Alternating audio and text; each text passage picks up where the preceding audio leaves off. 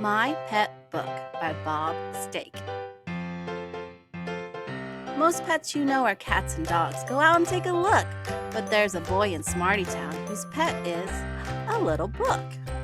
He never cared for puppy dogs, and kittens made him sneezy. He pleaded with his mom and dad, "I want a pet that's easy." "A book would make the perfect pet," he heard his mother say. And Dad had read that no pet book had ever run away. So they strolled right past the pet store to a shop with books for sale. Not one had whiskers, fur, fleas, or a waggy little tail. How could the boy pick out just one? Too tough for this book lover. But then a small book caught his eye, a frisky red hardcover. Of all the books within the store, he liked this one a lot. The pages crisp, the printing fine, its spines were so very taut. He didn't need to give his pet a name like Rex or Spot. It wouldn't answer anyway, and so the book was bought. It never ate, it never drank, it couldn't do a trick.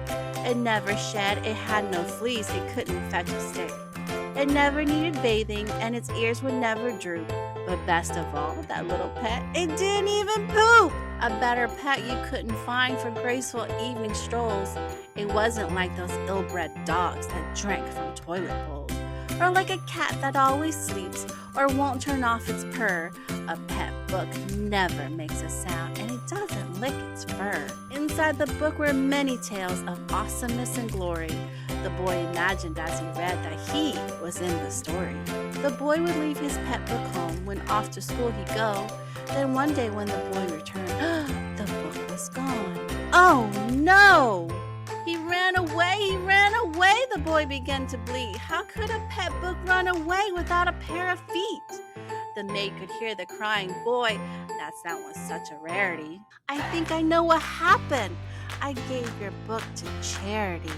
While cleaning out the house of junk, the maid had grabbed a box and filled it full of household things like cups and plates and socks. The pet book must have simply been swept while on the floor, and then the maid took the box and all straight to the old thrift store. They raced downtown in hopes that they would find it on the shelf, just sitting there and waiting near a dusty Christmas elf. It wasn't hanging with the coats or sitting with the chairs. The pet book wasn't with the lambs or snoozing with some stuffed bears. Of course they went through all the books, the new ones and the old. The pet book wasn't anywhere. It must have just been sold. They slumped down on a musty couch and in unison they cried. But then the maid leaned in and asked, where would a pet book hide? The boy had never thought of that. He broke into a smile. He remembered something he had seen in the dog and cat stuff aisle. "If I were just a scared pet book, I'd likely sneak in here. Perhaps the dark would help me hide and make me disappear." Then with his hand, the boy reached in to feel around each nook, and then he pulled it out to see. He found his lost pet book. They drove back home, the three of them, the pet book checked for wear. The boy was quite relieved to find not one torn page was there. A crazy day they had indeed, yet the story ended well, and now the boy and his pet book had their very own tale to tell. The boy's mother gently asked him how a book could bring such joy. "It's 'cause every book's a friend," said the yawning little boy. His eyes were sleepy from the search and all the time it took, but now the boy could dream all night with his lost and found pet book. The end.